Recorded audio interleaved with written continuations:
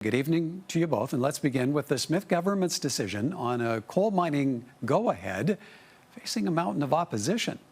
The policy has been determined by the government. What we've said is no open pit mining, no mountaintop removal, and the encouragement of the underground mining techniques. And many of the companies are looking at doing those. The Premier met by protesters on arriving at a town hall in Fort Macleod Wednesday evening. Demonstrators chanting "water, not coal." People lined up hours ahead of the doors opening, and inside, Danielle Smith and some members of her cabinet discussed why coal mining will be permitted on the eastern slopes of the Rockies. Sarah, surprised to see the Premier engaging in this discussion in a public town hall setting, knowing there would be heckling and opposition. What's it achieved from the government standpoint? I think that the job of government and the Premier and cabinet ministers and MLAs is to be in places where not everyone agrees with you. So I think this is exactly what she should be doing as the leader of Alberta. Because too often when you are in rooms or environments where you only hear people who agree with you, I think that's a really dangerous thing. So for her to do this, I think it was a good step. For the ministers to be there and to actually hear opposition from people opposed to this project, I think is really healthy. And I do hope that it informs future decisions as well as current ones on what Albertans want to see in terms of resource development. I would also like to say, I think I heard or observed online that said, someone said that she stayed long, actually, the Premier, to answer more questions. And I completely applaud that. In the environment that she's in, I think it's tough to do. And so I want to see more of this from the Premier. Don, there were advocates for coal mining there as well in the crowd. But given timing of the town hall, what do you make of this as a political play with a trio of by-elections underway? Oh, that's a good question, Michael. Thanks for asking that. Let's frame this. I'm building from what Sarah just said a few moments ago. I applaud the Premier as well, going into the lion's den, so to speak. It's a very emotional topic in the sense that a lot of the people, perhaps my vintage boomers, are going into that meeting with the notion of how mining used to be. Now, full disclosure, my dad was a miner for 37 years. Hard rock mining. I am the outcome of that. So you can say I'm a bit biased. But the mining that was done 50 years ago is not the mining that's being done today. So I think the Premier was right to go into the lion's den, as I said before, get some heat, perhaps shedding some light. And I think we're not done with this yet for a number of reasons, like we heard from Martha Hall Finley, is that the G7 is meeting, and there's a very different arrangement going on in the world right now in terms of rules-based commerce and development and so forth. And as the Premier said to the people in Fort Macleod, the coal that's being mined is for steel. Let's not forget about how the world is going these days. Steel is made and used for the things that go boom, and we are rearming in the world as we speak. And Sarah, to pick up on the point, what kind of precedent is the Smith government setting with this town hall? And should that now be the expected response when moving forward with contentious decisions? Well, I think the job of any government, of any political party or politician, is to consult and to be in rooms where not everyone is happy with you. So I would like to see more of this from the UCP. I think this is in strong contrast with last summer, where the UCP and Premier Smith did a series of town halls around Alberta where they only heard from members of the UCP. Obviously, not every Albertan is a member of the UCP. And so I think this is a better fit in terms of engagement with the views of Albertans on a variety of topics. I will also say, Don has a family history in mining, as do I. My husband is a proud U of A grad with a PhD in mining engineering. And so, I think a lot of people understand that this is kind of, pun intended, the bedrock of our community and our province. But how we balance that with environmental concerns is really key. All right. Okay. So from the Premier facing an angry town hall over coal policy to addressing a friendlier crowd at the Global Energy Show in Calgary. We're talking to all of the pipeline proponents, anyone who has had success in building a Line in Canada and has an interest in perhaps coming together as a consortium. In a keynote address, Danielle Smith urged the crowd of energy industry leaders to pressure the Carney government to get a pipeline approved and built. And at the top of her list, a pipeline to Prince Rupert. The Premier says the feds are more open to the idea now, but she wants action as the subject of separatism swells in Alberta. Don, is it Danielle Smith's job to round up and entice industry partners? And in doing so, what might that be committing Alberta to? Well, I'm going to answer the question sort of sideways again. I don't mean to do this. We're in a totally different movie right now than we were even a year ago, let alone 6 months ago. And again, the G7 summit is going on. There's going to be a lot of offline conversations, I hope, about what we mean by resource development, let alone pipelines. So when it comes down to energy security, that's the big question mark that's up in the air right now. And she is right to at least create the conditions for investment, regardless of the secessionist feelings right now. Because regardless of what happens over the next 6 months to a year and a half, if there indeed is going to be a vote on this, that, the other thing, whether Alberta is part of Canada or who knows what, we will still be having these resource conversations about getting things not just to Tidewater, but to have energy security. And I think she's right to create the conditions for that conversation to begin, and so that business, enterprise feels comfortable with whatever comes down over the next year and a half. Sarah, how far do you see Danielle Smith's messaging, her actions going to addressing her BC counterpart stance against the merits of a pipeline?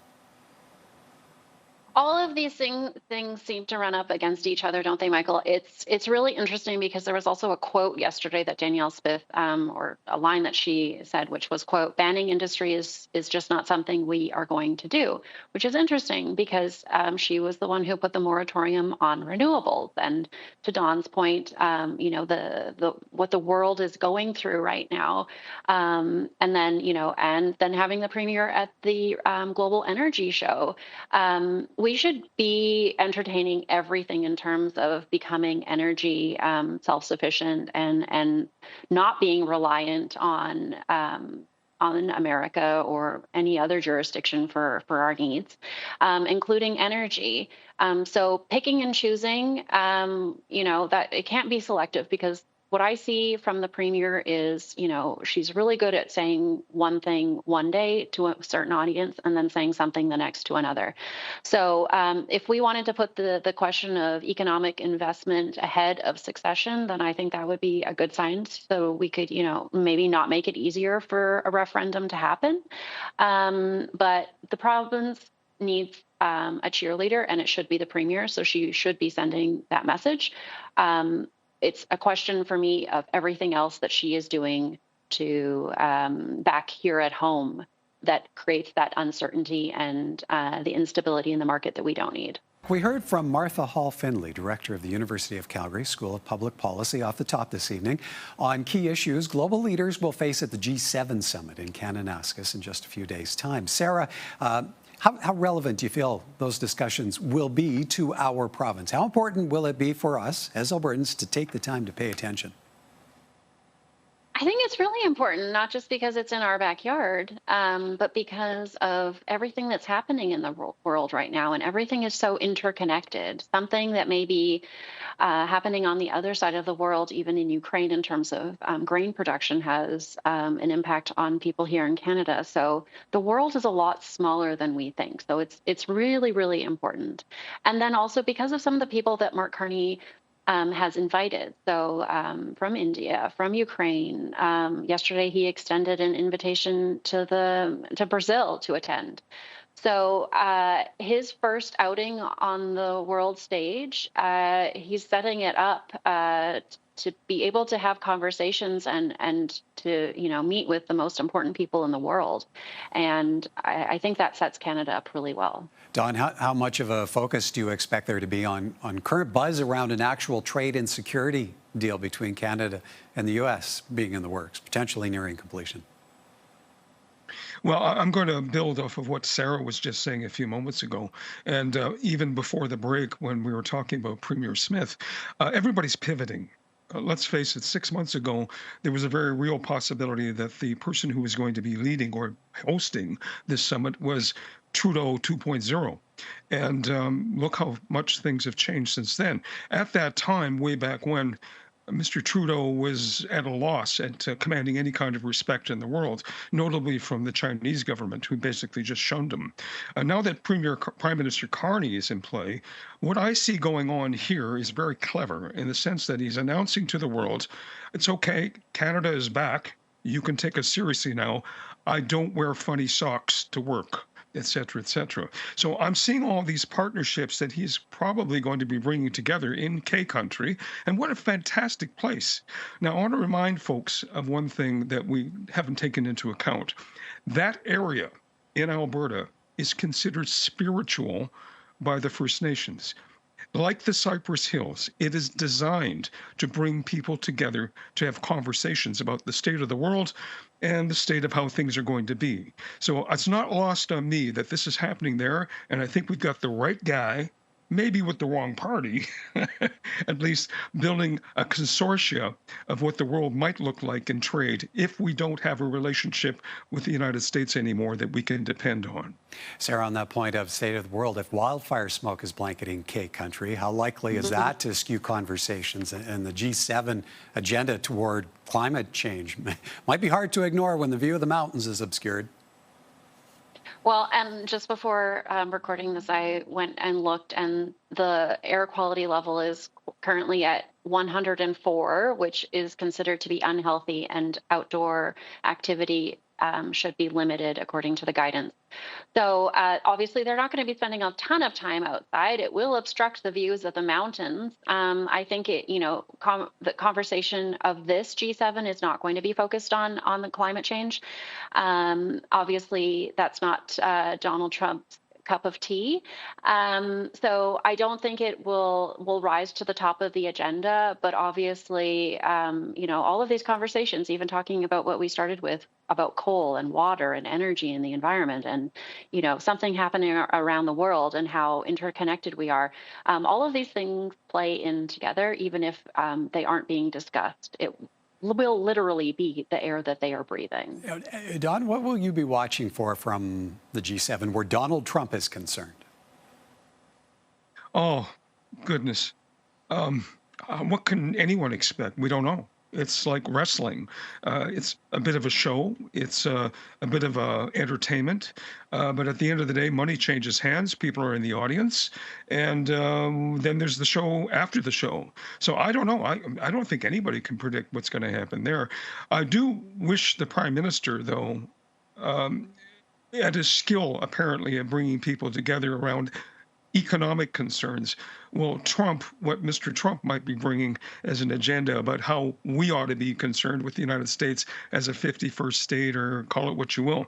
One last thing before I let everyone go here on this one is I think this summit that is happening in Kananaskis country will be the one that will be most remembered at the beginning of the end of something or the end of the beginning of something. I realize that doesn't make a lot of sense, but at the same time, everything's topsy in the world right now.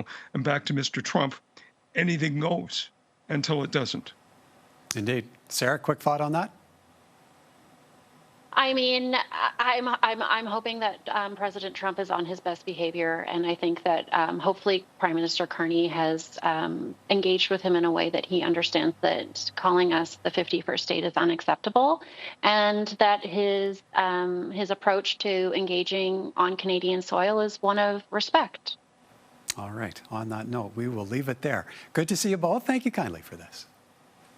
Thank you, Michael. Good to see you.